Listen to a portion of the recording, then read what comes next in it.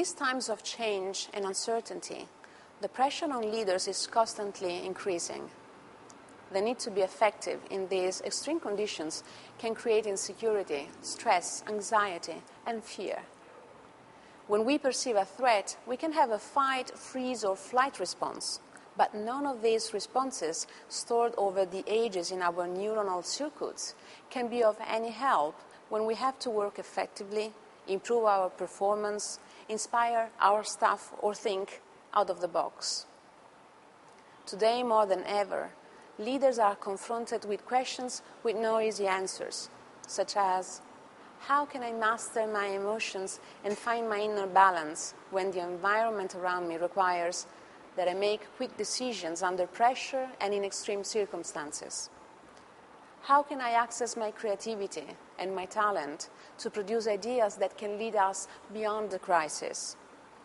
How can I read and decode my staff's moods and reactions so that I can manage them effectively and keep them engaged and co-create our new future?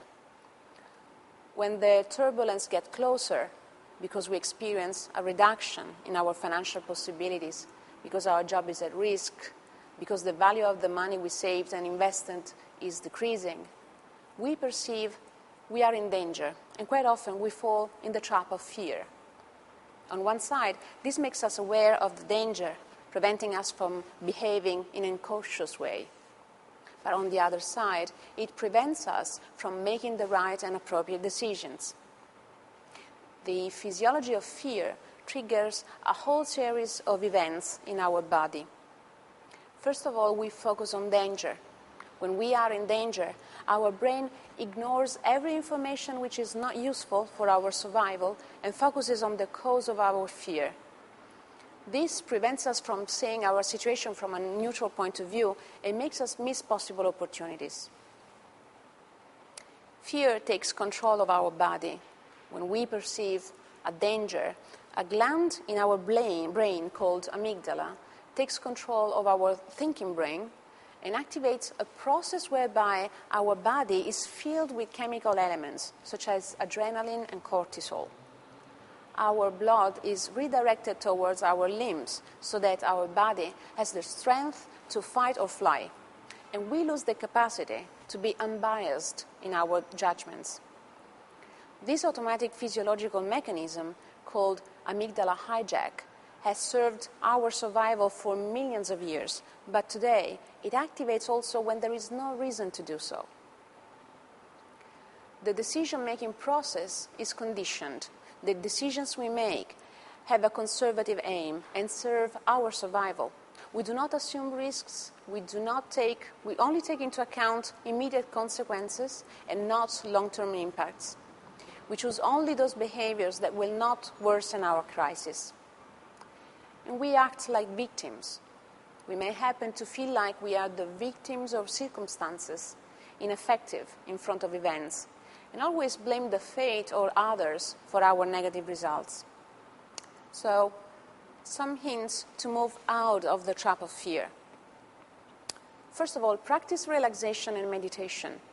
A constant relaxation or meditation activity will help your mind and your body to release the physical and mental blocks provoked by stress and maintain a better personal balance.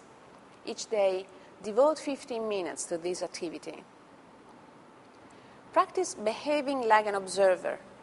The observer sees what is happening, both inside and outside of himself, without judging. It can be useful to ask oneself, what is actually happening? What are the short or the long-term consequences of this event? And be aware of what happens inside of you.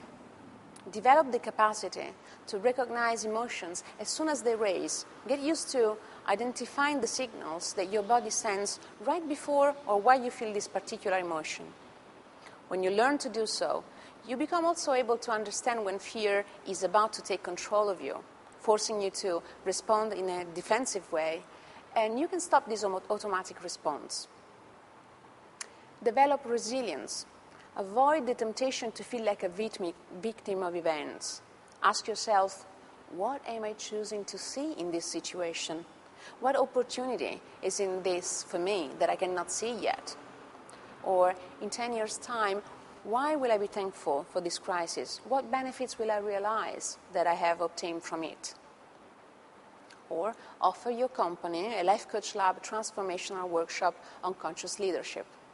And for more information, visit www.lifecoachlab.com.